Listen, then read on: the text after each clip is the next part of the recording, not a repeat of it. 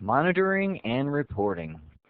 I remember when I first got firewall software for my home internet connection. I set it all up and I thought, you know what? This software comes with some great monitoring features. I want it to alert me about everything. And sure enough, within moments, I had a new email in my inbox saying, a port scan just happened on your home internet connection. I thought, oh, a port scan, what do I do? And I ran to my home internet connection and I started looking at what happened, what was compromised, and then all of a sudden another email came through and said, oh, another port scan just happened. I thought, oh no, I'm under attack. Who do I call? What do I do? And then after a little while, a couple hours went by, and I noticed port scans happening all the time because I am just a random person that is being scanned by just people around the internet. Now, in this nugget, we're going to look at configuring intrusion detection. And you have to be careful when you start setting up intrusion detection with ISOServer because you don't want the same thing that happened to me to happen to you. ISOServer can monitor and alert you anytime something significant happens on the network. So we're going to focus on making sure that we only alert the administrator when the most significant events occur. Now we're also going to set up logging. ISOServer can log to the event viewer and to log files so that after that long night has passed and you come in and some events have been triggered, you can go back and see what exactly happened.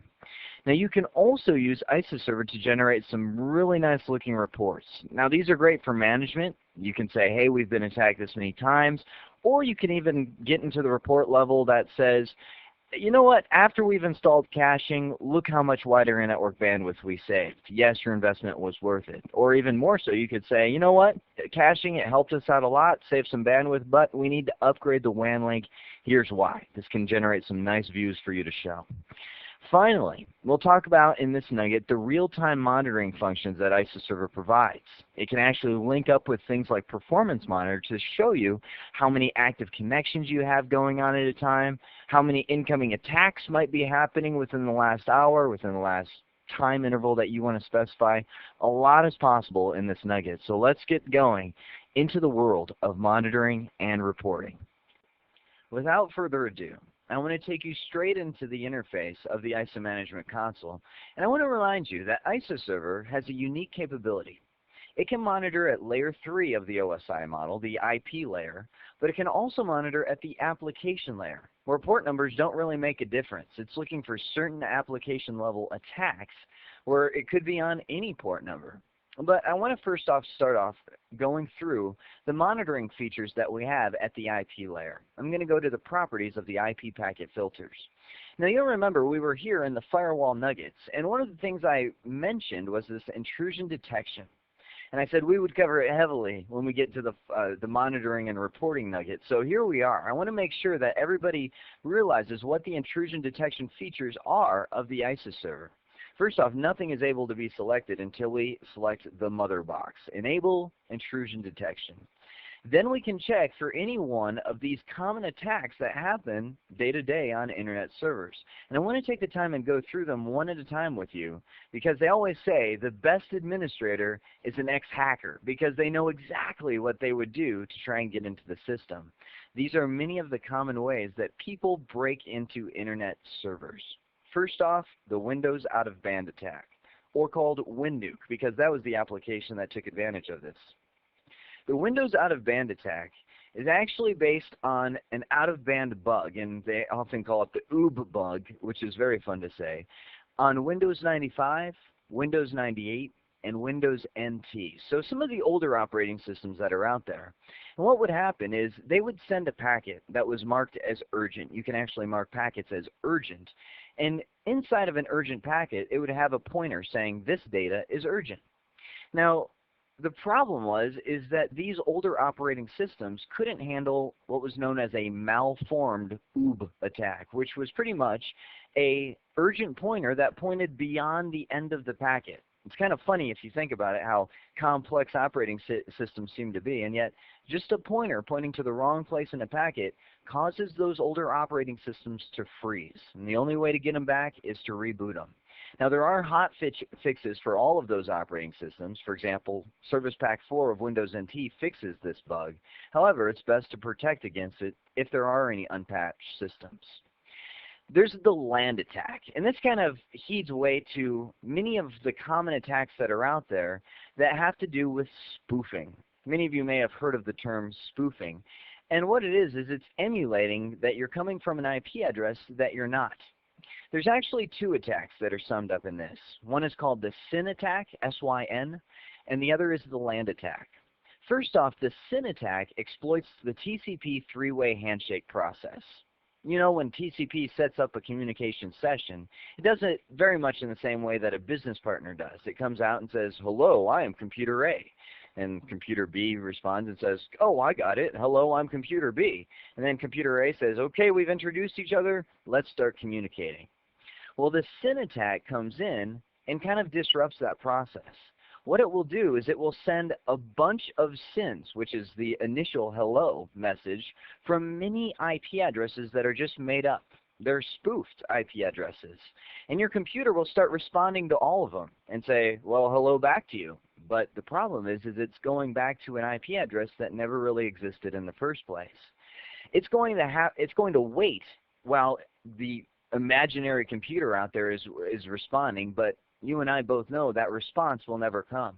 Eventually, if enough of those SYNs are sent, the computer's queue fills up and it crashes because it has so many open sessions, it doesn't have any resources available for anything else.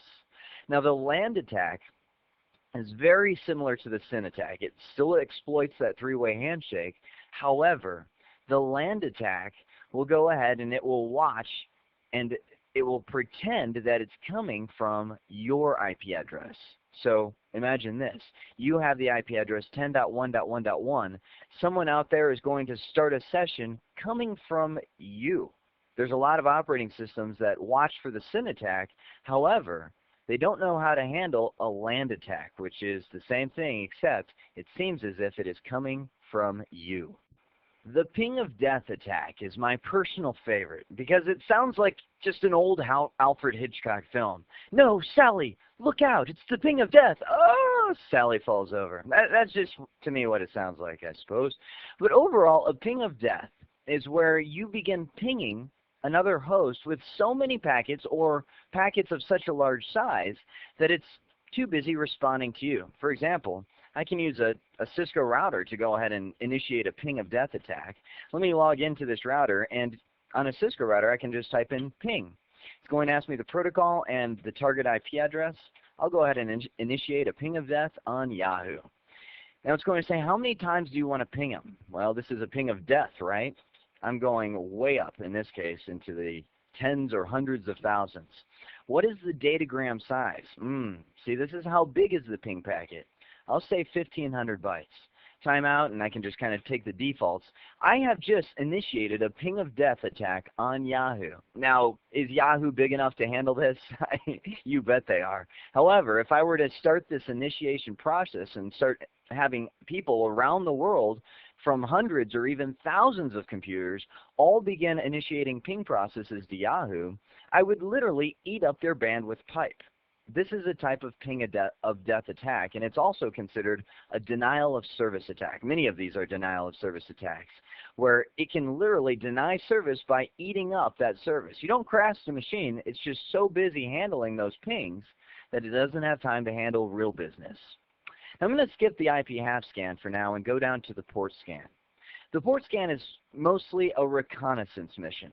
It's not an attack. It's a reconnaissance mission to find out what ports may be open to attack.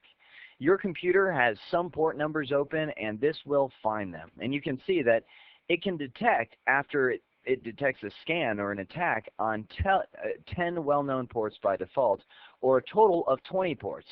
10 of well-known or 20 total ports even above the well-known range. Now, many things out there can detect a port scan. So what somebody came out with was an IP half scan. It is exactly the same thing as a port scan. However, it doesn't fully initiate a session with each one of the port numbers. It kind of sends the beginning of a packet or a finishing packet to one of those ports. So the port might respond to it so you can see if it's open or not, but many detection devices won't see an IP half scan. Thankfully, IsoServer can. The final attack that we see in this list is the UDP bomb attack. What this is very similar to a ping.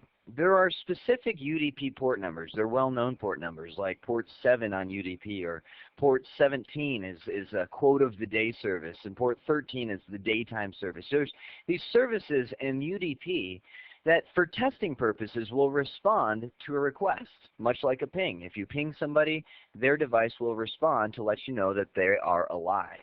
Well, UDP has some well-known ports that will respond to requests.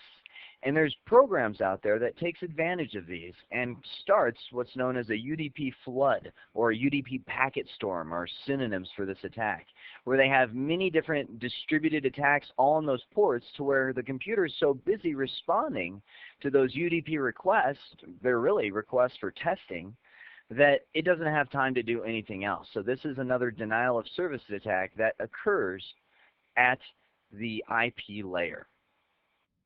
But don't forget that in addition to watching for attacks at the IP layer, IsoServer can handle attacks at the application layer. Again, I'll remind you that if we go into the extensions, we have these application filters, which the beauty of IsoServer is that many third parties have written additional application filters that can watch for many of the common upcoming attacks. For instance, attacks that Microsoft didn't even know about when IsoServer was created can be added through application filters.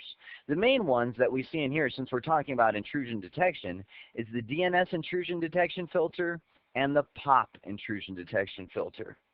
The POP intrusion detection filter, it only watches for one type of attack. It is a POP, or Post Office Protocol, buffer overflow. And it's a common attack that's out there, and it will stop and prevent that. It is enabled by default.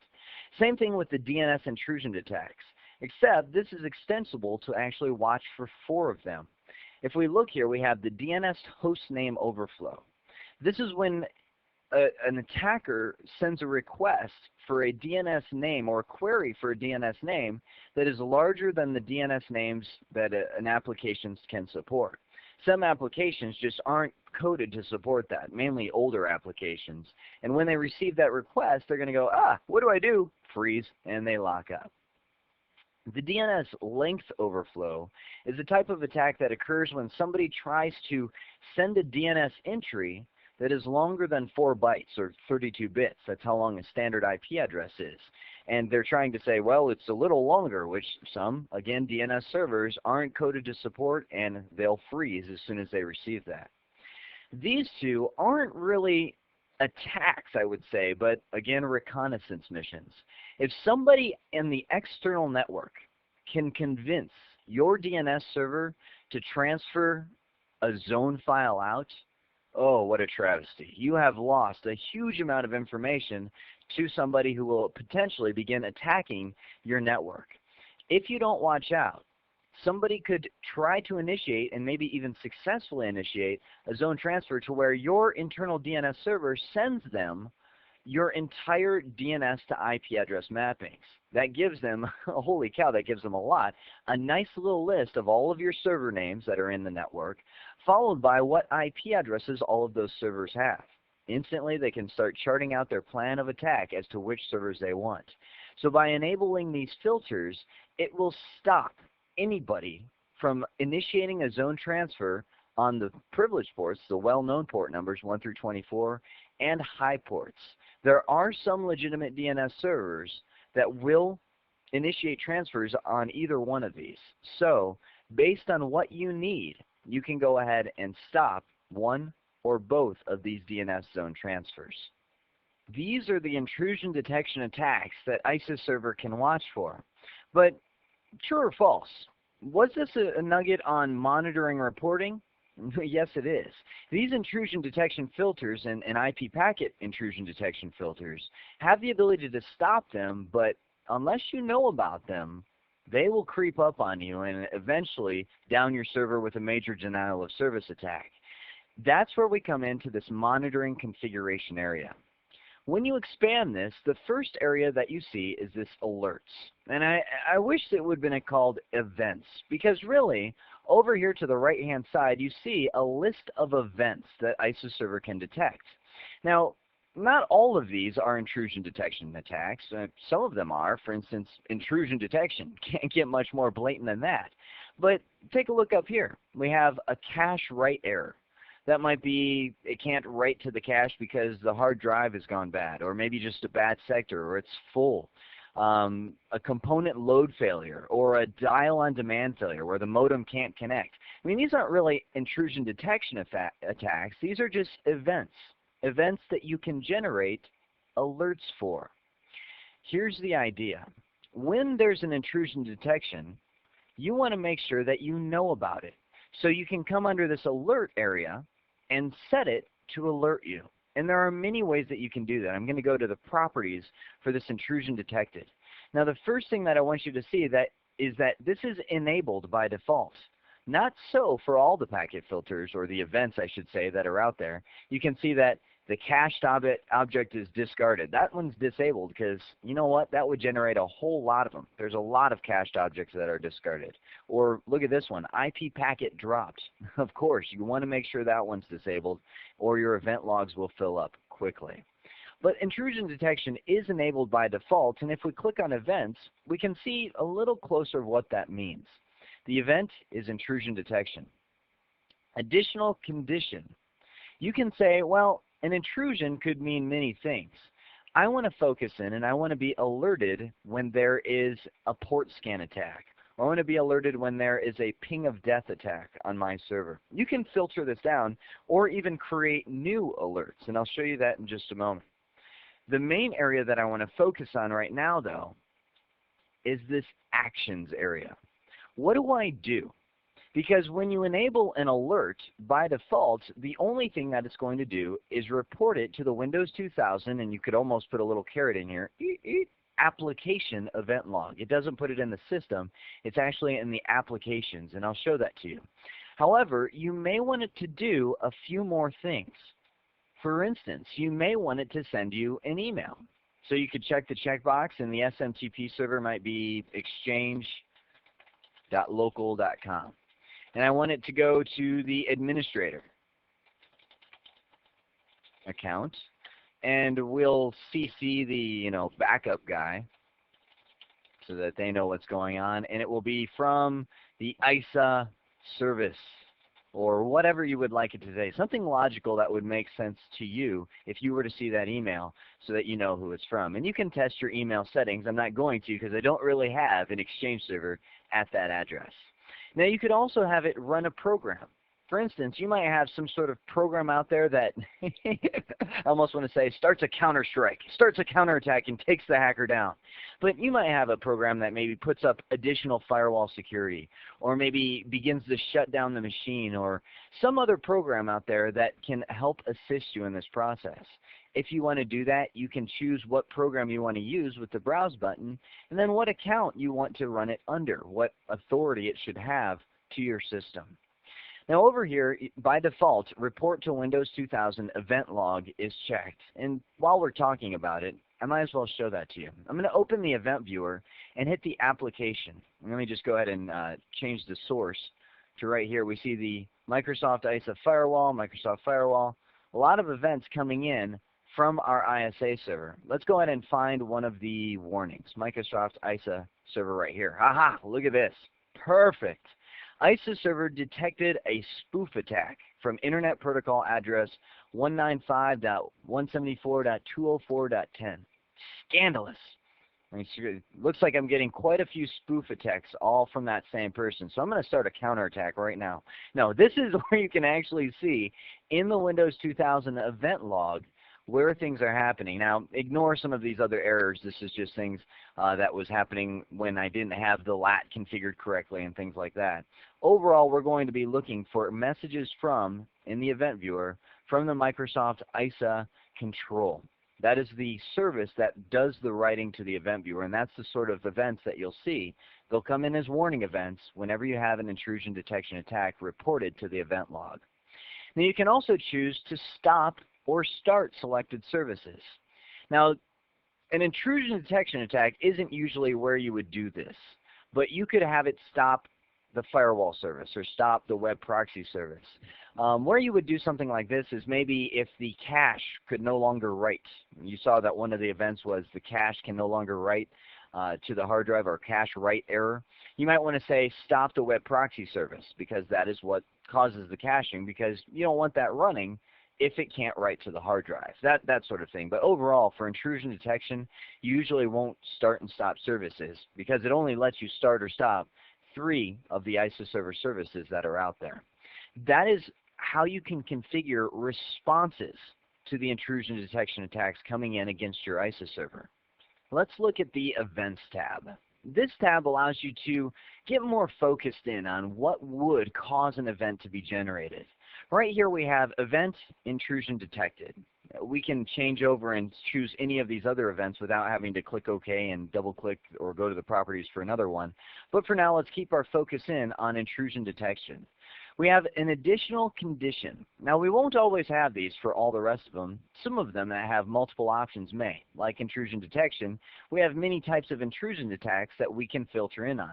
For instance, if we just wanted to look at ping of deaths, we could select that and hit apply, and now this event or this action alert will only be triggered when it sees a ping of death rather than just any intrusion.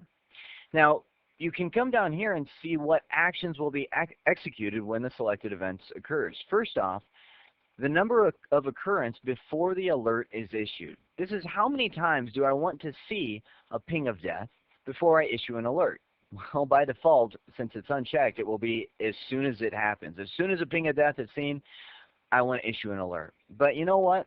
What if you want to, you want to make sure that you're getting a ping of death? You don't want false alerts, because when you're monitoring, false alerts can almost be as dangerous as a real alert, because they'll eventually, it's like the boy who cried wolf. If your ISO server keeps emailing you, you won't even look at them anymore. You'll just delete them. So you might say, I want to have 10 instances of a ping of death attack before an alert is issued. Then I also want to have a certain number of events per second. Like maybe I want 100 ping of death events per second before I actually issue that alert. Reoccurring actions are performed immediately after the manual reset, or if the time since last execution is X amount of minutes. This again keeps reoccurring events from constantly sending you email if that's what you have it set to do in the actions. If you leave it to the default of immediately, and our actions are configured like so, it will send an email, log something to the Windows 2000 event log, and run a program if I filled in the program every single time a ping of death attack was detected immediately. You can also choose after manual reset of alert. That way you'll only see one event every time this happens, and you'll have to come in here after you see that event, uncheck enable and recheck enable. That resets the event so that it can detect it again. That's, I guess, the most conservative option on the number of messages you'll receive. The happy middle is this one. If the time since the last execution of this event is more than 15 minutes, meaning that you will receive an alert immediately when a ping of death attack is detected, and these criteria are met. You will not see another alert until 15 minutes later. If another attack occurs or is continuing occur from the 15 minutes before, then it will generate another alert. And that's when you know something serious is going on, because you've had a break of 15 minutes and you're still continuing to receive attacks. So here's a thought. If we go ahead and filter this down and we say the additional condition is the ping of death attack, that means it's only going to detect the ping of death attack. Does that mean it won't detect at this point the UDP bomb or the land attack? Well, that's exactly correct. So what if you wanted to only watch for the ping of death and the IP half scan attack? Is that possible? Well, not right now, not without turning on any intrusion and watching for everything. So here's how you can do that. Here's how you can actually filter down and just watch for 1 or 2 attacks without watching for all of them. First things first is you may want to disable this intrusion detection filter. That's pretty much watching for all of them at this point. You can create new alerts and filter them down. And you can say ping of death. Event, I'm going to say it is a broad category of intrusion detection, and it will be the ping of death.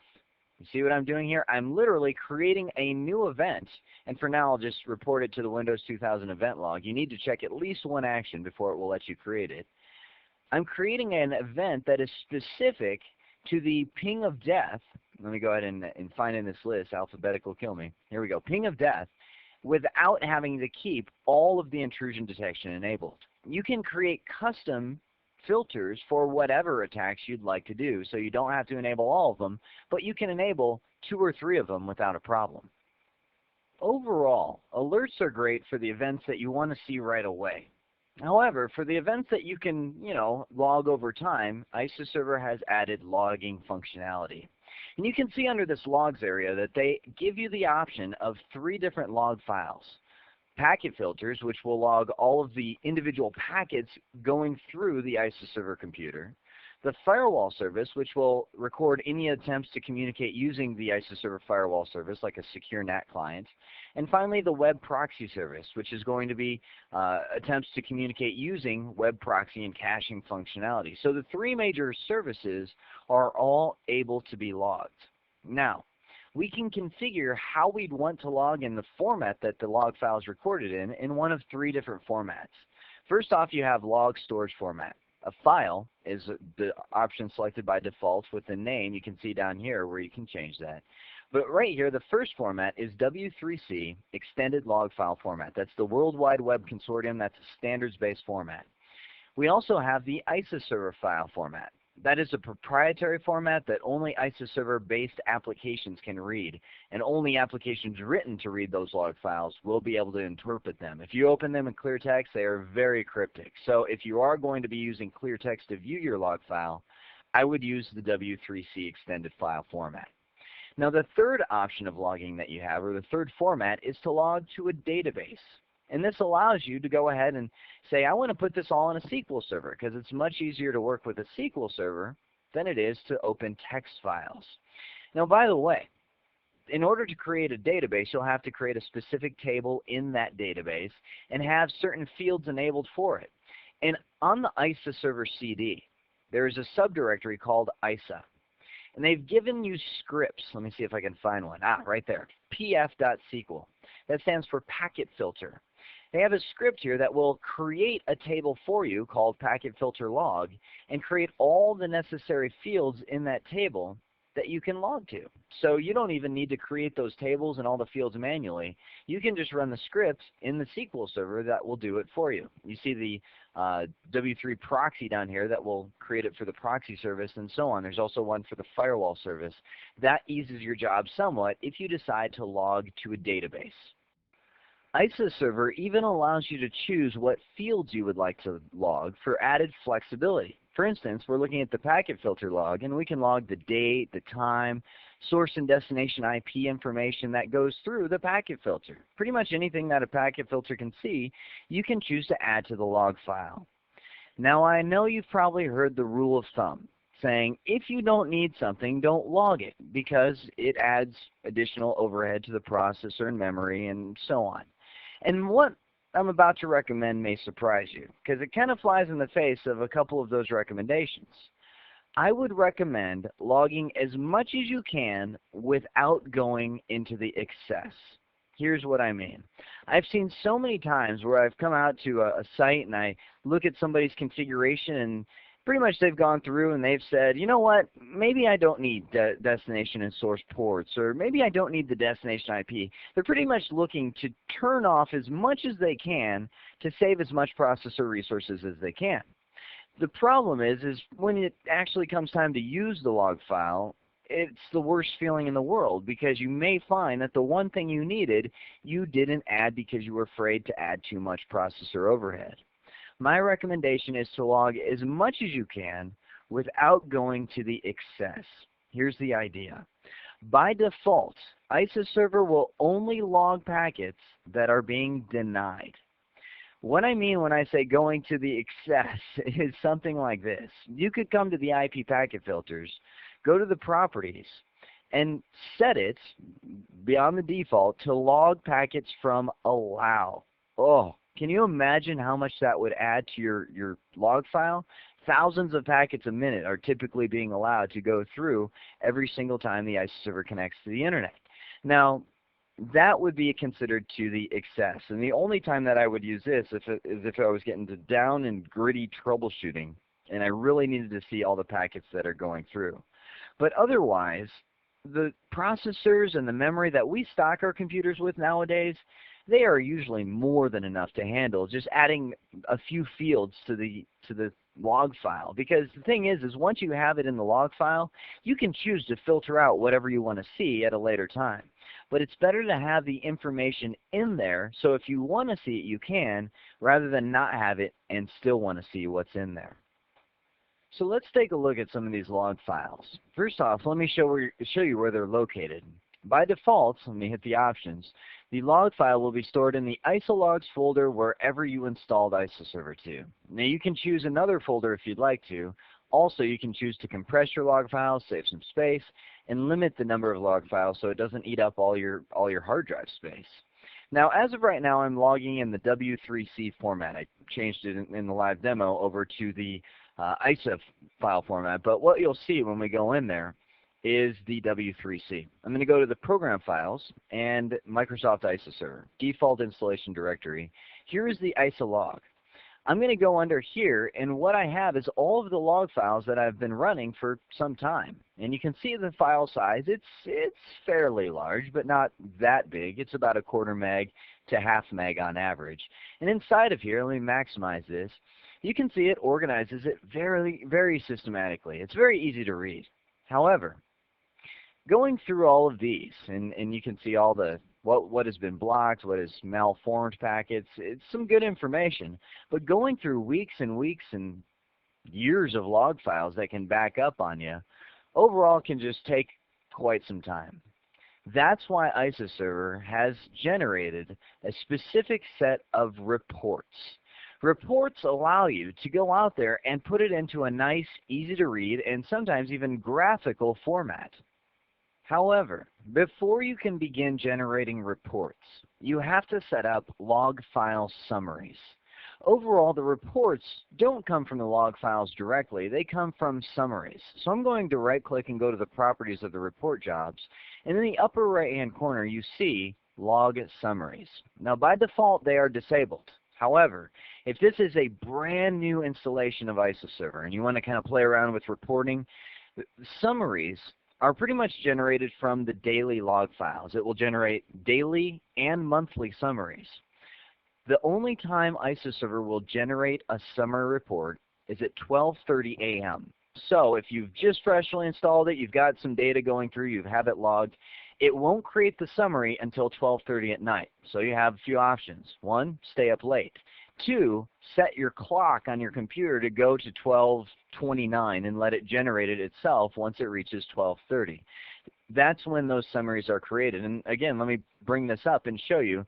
I'm in the Microsoft ISOServer directory. The ISO logs are right here, but it creates a directory called ISO summaries. And you can see I have, this is a pretty logical format. You have sum D, here's the year, 2003, 12/24, 12/25, my Christmas log. So on, you go on, and you see pretty much all the dates, 2004, January 16th, January 17th. At the bottom, we have 2003-11, 2003-12. These are the monthly summaries that sum up the entire month. These are generated because, by default, the daily and monthly summaries are checked. These are the files that you need in order to generate the necessary reports. After you have the log summaries configured, you can start your generation of reports. I'm going to right-click on the report jobs and hit New Report. It's going to come up and say, okay, General, what is the name of your report? And we'll say, oh, traffic summary. The period is, when do you want to run this report? Do you want a daily report, weekly report, and so on? The schedule will be, when do you want to start the report generation? Do you want to generate a report immediately or at a certain time and date? And then do you want this to reoccur? Do you want a report to be generated just this one time or every day and specific days, once a month? It lets you be really flexible as to the schedule that you'd like. And then finally, you get to type in your credentials that you would like to have. If you want to have a specific username and password, we can go ahead and type that in. The administrator, and this should be someone that has the rights to access all those. Oh, type in the password correctly. And since I don't have a domain set up on this one, it will just be in the domain of ISA server, the computer name. I'll click on OK, and I now have a report that's going to be generating in the background for the traffic summary. I'm going to go ahead and pause the recording for a second while that generates. Okay, welcome back. I went ahead and let the report run, and I actually checked it out in the off-air time, and it wasn't too exciting. So what I did is I went in here and I changed it over to a period of monthly rather than daily, so we could get a little more data than what we had. Now, the way that you view this report, and you can see that it is successfully run, last result has been success, it's successfully run. The way you view it is not from the monitoring configuration, but from the monitoring area itself. Under here you can see the active alerts that have happened, the services that are running, the sessions currently active through your ISA server, and then you have the reports. Right here you see the two that I just ran. I have the one that I ran that was a daily report, which didn't really show much at all, and then I went ahead and did a monthly report from 12/27 to 1/26. Then I can come under here and see I have the summary, the web usage, the application usage, and so on. If I want to see an overall summary of what's going on, I can go ahead and come under here and say, I want to open this, and it will actually bring this up in Internet Explorer. It is a rather large web page, so in this smaller window, it's going to be hard to view. But over on the left-hand side, you get to see the protocols that are being used, the top users, and these are all hyperlinks. So I could click on protocols, and of course, not much action happened from December until January. You can see the only protocol that was really used to access through the ISA server was Microsoft SQL Server. And it was actually set up with 217 requests. That was the total request. But overall, I want you to see the categories. The top websites visited, cache performance, how much of a cache performance you had, the traffic that was seen going through your router, or the ISA server, the daily traffic, and you can even get down and dirty into by 15-minute intervals if you see this, how often the traffic is going through. Now remember, this is a monthly summary. You could get down and gritty with a daily summary. This is awesome to give you a real view for over the month. What is your peak hours of the day?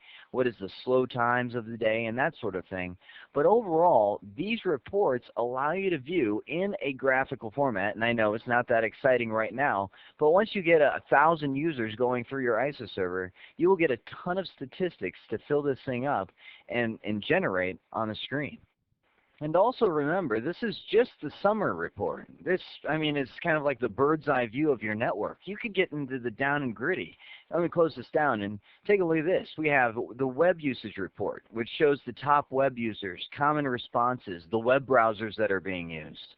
The application usage reports, which shows the top applications that you're using, incoming, outgoing traffic into those applications, the top users, client applications, destinations that those applications are going.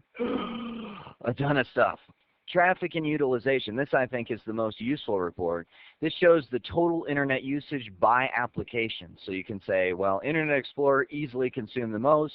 After that, it was the SQL application. After that, it was email. So you can break it down by application. What protocol, what direction, average traffic, peak simultaneous connections, cache hit ratios, how often the cache is being hit, the errors that you're getting when you're going into the cache, or the errors that it's finding when you're going to web pages outside. And I mean, this is, again, the most information is in this traffic and utilization. And then we have security. Let me show you a couple of these. I'll go ahead and open the security log. Security is going to show any attempt to breach the network security. And here we have authorization failures and drop packets. So I could actually look right here and see, aha, all these people are trying to hack my network, right? No, these are just the packets that probably violated some rule. It tried to access a protocol that wasn't being used, and this is in the thousands. So how many packets by thousands? And easily I see, and this is the same person that was trying to spoof attack me. Somebody out there is trying to hit me up with 8,900 packets that were dropped because it violated some sort of ISA server policy. Aren't these reports cool? They're very easy to see. much better than looking at these things in Notepad. It's very easy to see what exactly is going on your network. And that's what these things are all about, is finding out exactly what is happening on your network. And again, I wish I had plenty more protocols going through my server, but just scrolling down this list, you can see how much information is available through each one of these reports. Okay, now ISA server cool item number 562. If you wanted to, you can actually save these reports. And you're thinking, well, Jeremy, aren't they saved right here? Well, sure they are, but you have to be on the ISA server to view them. Instead, you could say, you know what, I need to bring this to my manager. I want to burn it to a CD or stick it on the network.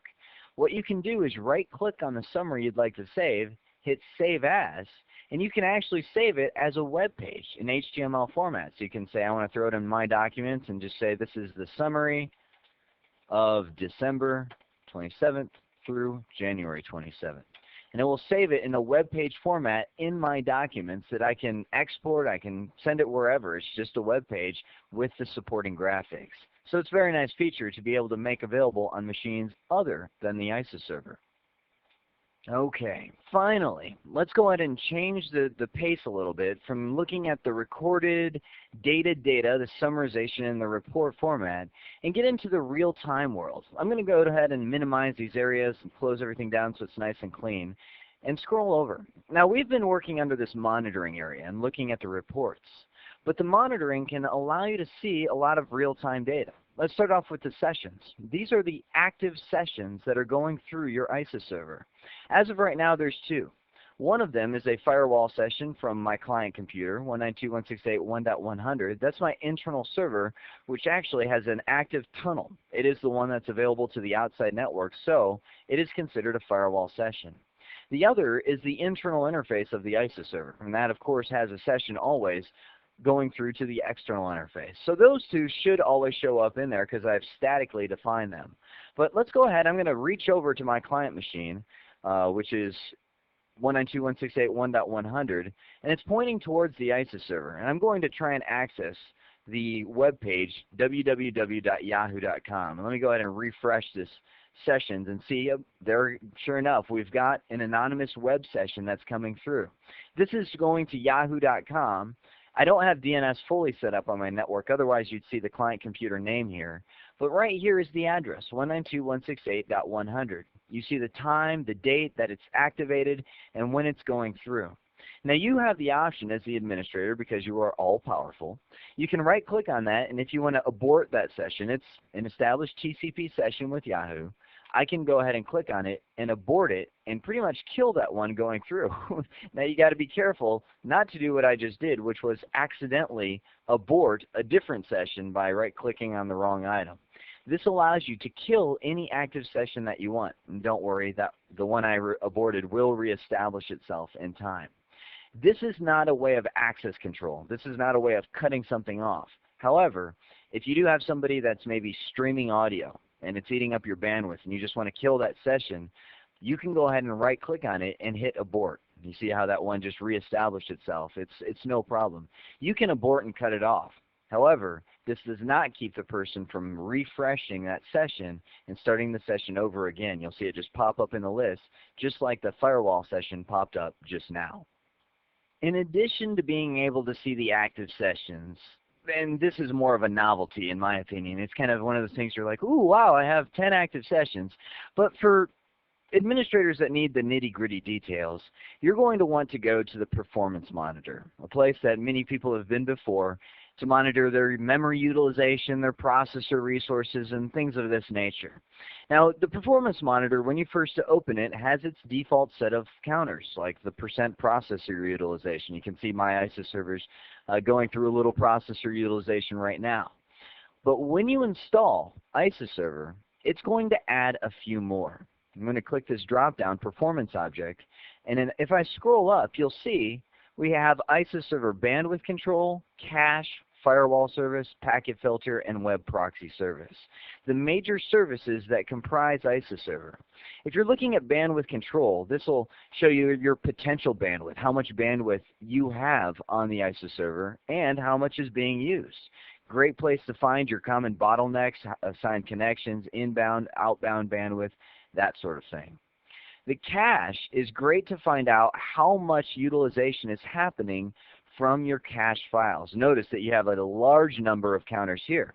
The reason why is there's cache sitting in the disk, there's cache in the memory, there's cache hits that you can have, how many times the cache has been actively utilized. You can monitor all of these things. The firewall service, packet filter, and web proxy service allows you to monitor the number of connections actively going through there and how much data is being transferred. You can see the rate that data is happening, the active sessions that are going through. You can see TCP, UDP, total active sessions going through the firewall service. So it's a great place to come in here to find what exactly is going on your ISIS server. Now, in my opinion, this view is great to impress your friends, but if you're looking for a real view, I like the report view. The report gives you an active to the T number that you can look at and say, this is exactly what I have. Also, using Performance Monitor, and many of the Windows 2000 and 2003 nuggets will get into this, you can also record this, log it to a file so you don't have to sit here with your eyes glued to the screen and watch every second what exactly is happening with everything going on your ISIS server. So, my friend, I give you monitoring and reporting in the ISA server. We have covered a lot of ground in this nugget. From going into the intrusion detection, one of the most important areas to monitor, to using logging and generating reports to find out what's been going on your ISIS server when you haven't been looking. Using these functions, we've discovered how we can generate those alerts, send them to the emails, have event logs show up in the Windows 2000 event viewer for the application. And finally, we rounded everything out with the real-time monitoring functions, both in the ISIS server, so you can see your active sessions, and in the Performance Monitor, allowing you to view what's going on historically speaking and real-time with the ISIS server counters. I hope this has been informative for you, and I'd like to thank you for viewing.